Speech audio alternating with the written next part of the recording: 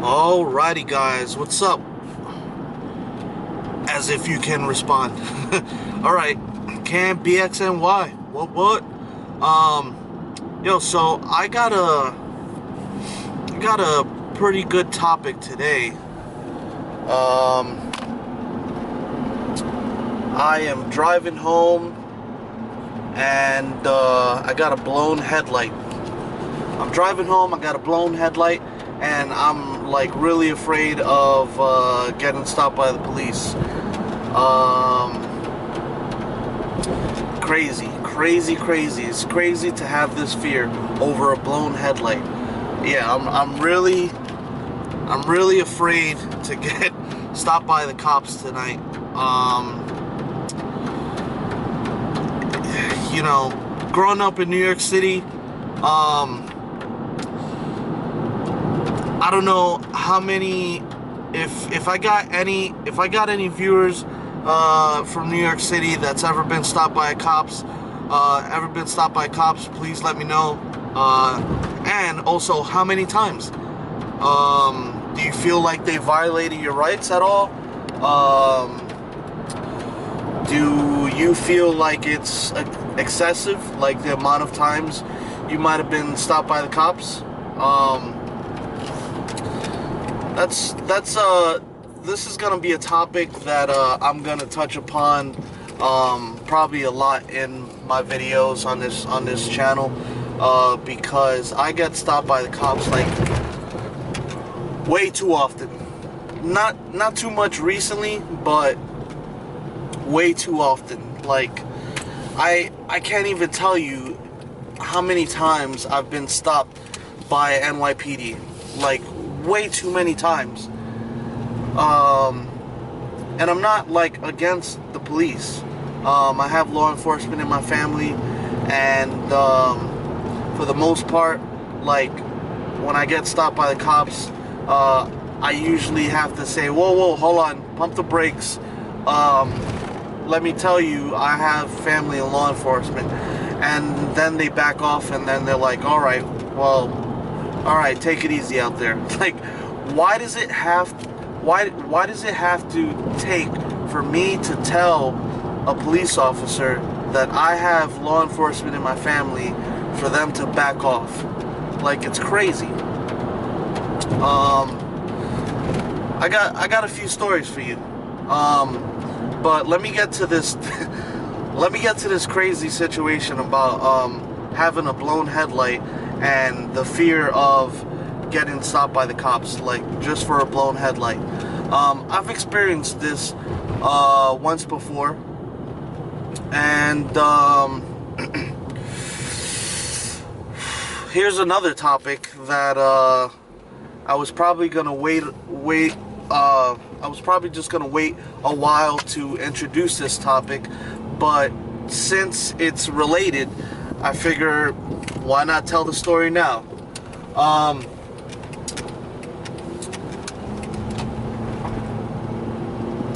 When I was a kid in like middle school and high school, like I learned in like history class and like political science and stuff like that. Like I didn't take political science, but I'm guessing that this would fall in that category.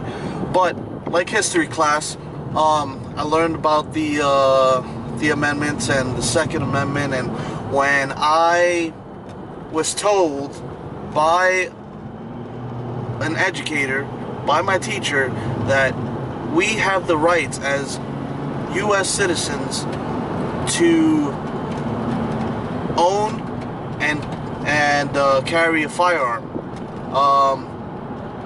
So I'm like, yep, sign me up.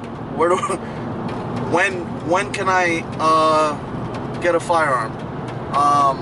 That might sound crazy to some of you people, but growing up in New York City, you see some crazy stuff. You see innocent people get violated by criminals, and like that doesn't ring a bell to anybody that like, yo, we should have the right to defend ourselves. Why not? Why is it that so many New York City residents have this condition, or they're conditioned to think that firearms should only be owned by law enforcement, or if you have a firearm, you're either a criminal or law enforcement. Like, why?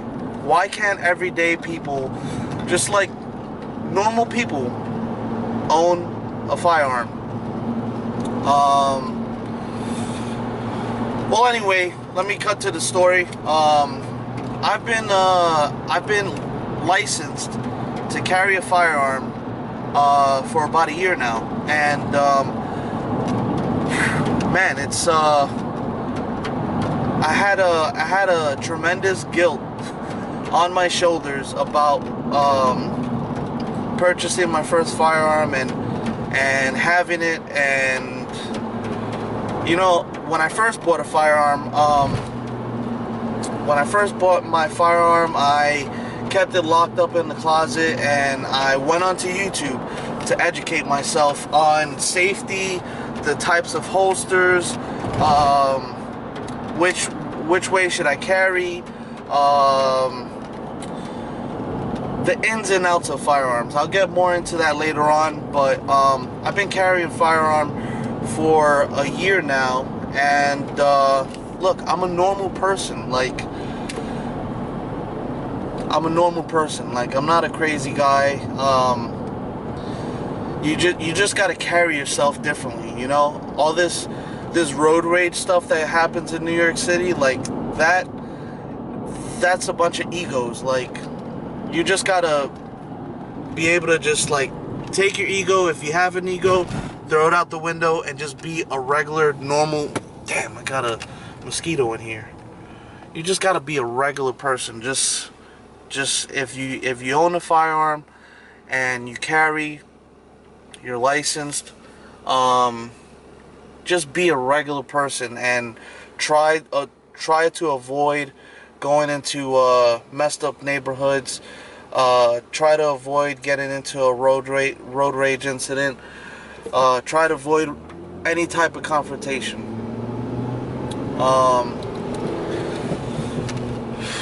Yeah, man. So, anyway, I get pulled over for a blown headlight. I was coming out of the supermarket and get pulled over for the blown headlight, and now I'm like, oh man, I got a firearm on me. And being that I researched this on YouTube, how to have a positive interaction with law enforcement while carrying a firearm, I was educated. I knew how to talk to the police and make sure that this goes smoothly on my end, you know, because it scares the crap out of me, because in New York City, and like a lot of major cities out there, it's all over the news where police are shooting innocent people, and I didn't want to be another statistic, you know. So anyway, I get pulled over and I come to a complete stop. I turn off my engine, I lower all my windows in my vehicle, turned on my dome lights so that the police officer, when he approaches my vehicle, he could see into my car, and, you know, full transparency, you know.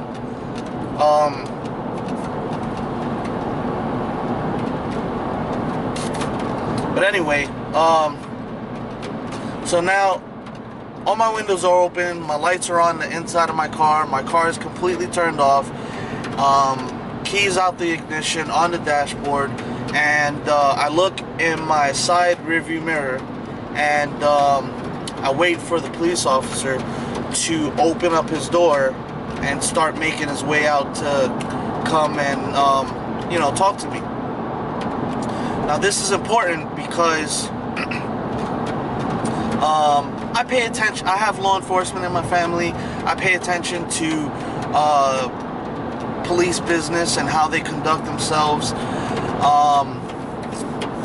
Police officers in their training, they are taught never to cross this column right here. As a preventative measure, just in case if I was a criminal and I reach for a firearm, he's behind this column, he could book it and move away from the car. Now if he's standing by my side mirror, like, he leaves himself open to whatever can happen if I was a criminal. But I'm not a criminal. I'm a college graduate. I have a degree. I have a career. I'm a normal person. I have a family. I don't want any harm done on me, any harm done on a police officer. Alright, so he opens his door, and I projected my voice out my window, and I said, "Hey there, officer, how are you this evening? I just want to let you know that I'm CCW. CCW is basically like the permit or the license." I tell him, "Hey, just want to let you know that I have a CCW, and I'm carrying appendix." Now he should know this lingo, Anybody that carries a firearm, a pistol more specifically, anybody that carries a pistol should know the different ways to carry a firearm, whether it be inside the waistband, outside the waistband, 1, 2, 3 o'clock, 4 o'clock on your waistband. If it's on a shoulder holster or an ankle holster, they should know all this type of terminology. I told him I have a CCW, I'm licensed, and I'm carrying appendix. He should know where that's at. That's inside the waistband in the 1 o'clock position. So this guy, man, I projected my voice out so that he could be aware, and so he could follow up on his training and make sure that he does the right thing on his end. Well, anyway, this guy, he took what I said, completely just wiped it out of his mind, crossed this pillar, crossed this column, went over to the front of my car, looked at the front of my car, looked at my inspections or whatever on my window, and he says, "Alright, good evening, you know why I stopped you? This is why I stopped you. You got a blown headlight, and I could see your inspection is out of date," or whatever, So he says, "Alright, now, what were you saying back there?" I'm like, "What? The most important piece of detail in this whole traffic stop, I gave it to you, and you just completely just threw it out the window." I said, so I tell the officer, I said, "Well, I have a CCW, I'm licensed, and I am carrying appendix." He says, "Alright, well, what is it?" I says, "It's a PT-111, or whatever, it's a pistol." And he says, "Alright." I guess he was testing me to see if I actually know what the firearm is and that it's not stolen, and maybe there's a lot of criminals out there that have stolen firearms that don't know whether it's a High Point or a Springfield, Smith and Wesson, and they just say, "Yeah, I got a gun, I got a Glock." It's funny, a lot of people that don't know about firearms, they'll call any handgun a Glock. It could be a 1911, it could be a Springfield, it could be a Smith & Wesson. It's crazy. But anyway, so he asked me to hand him my documents, and I give that to him. Next, he asked me to step out my vehicle so that he can, basically, he didn't say it this way, but basically he asked me to step out my vehicle so that he can disarm me. Now I knew this was coming, and unfortunately, if a police officer does that to you, like, for one, as far as my research goes, that is a violation of your Second Amendment. No police officer should ever disarm you. If you're legally allowed to carry, you should never be disarmed. But then there's another side to it, you know. Police officers often want to run the serial number and make sure that it comes back in your name. And if not, then that signifies that it's stolen. Crazy. So this guy, man, this guy must have had some poor, horrible training, or he just took that training and also just did away with it and said, nah, you know what, I don't need to know this stuff, because I know for sure that anytime I've ever had an encounter with NYPD, they'll manhandle the crap out of you. Like, they make sure that you go wherever they need you to go, and that you're not moving around being all jittery and have the potential to do any funny business, you know? So this guy, he asked me to step out the car. He didn't even put his hands on me. He didn't even ask me to put my hands above my head or anything. So I just took it upon myself and I just did it on my own. I put my hands above my head, laced my fingers, put it on top of my head, and now he starts unzipping my jacket. He starts reaching around my rib cage, and he gets mad at me. He says, "Well, where is it?" I says, "I told you that I'm carrying appendix that's inside the waistband in the 1 o'clock position." He said, "Oh, you should have said that. You should have said that from the beginning. That's more of a cross draw." What? I didn't tell him that I was carrying on a shoulder holster. That would be considered a cross draw. Well, anyway, he lifts up the front of my jacket and he unholsters my pistol, and he then proceeds to clear it. This is terminology signifying that he is dropping the magazine and pulling back the slide to eject the bullet in the chamber, right? Now, this whole time that he does this, he's standing kind of in front of me, kind of off to my right side, and the whole time he's pointing my firearm right at me. Like, at one point I look down and I'm looking down the barrel of my own gun. Insane. There's only 4 rules in firearm safety. One being, you should never point a firearm in a direction that you're not willing to destroy. He clearly violated that. Like, he pointed my firearm right at me and cleared it.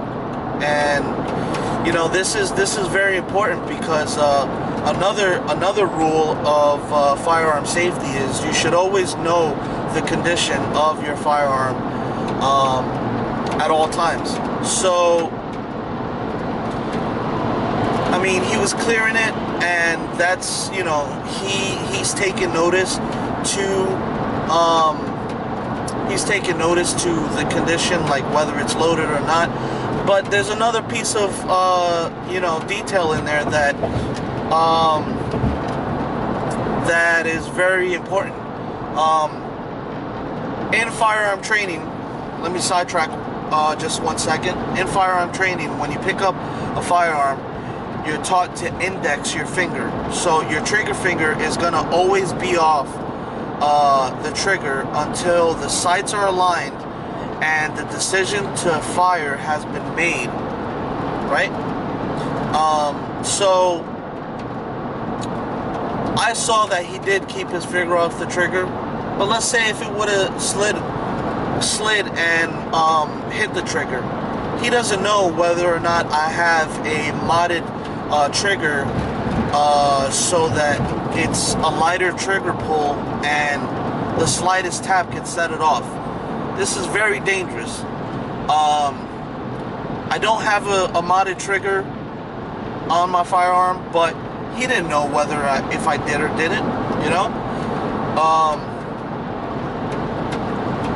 So after I caught myself looking down the barrel of my own firearm, I took a deep breath and I sighed. And like, oh my goodness, man, like, I wanted to freak out and get confrontational with this guy, but I couldn't. If a firearm is ever pointed at you, that's a serious big deal. Like, you know, ask any officer. If a firearm was ever pointed at them, they legally have the right to pull their firearm and use deadly force. You know?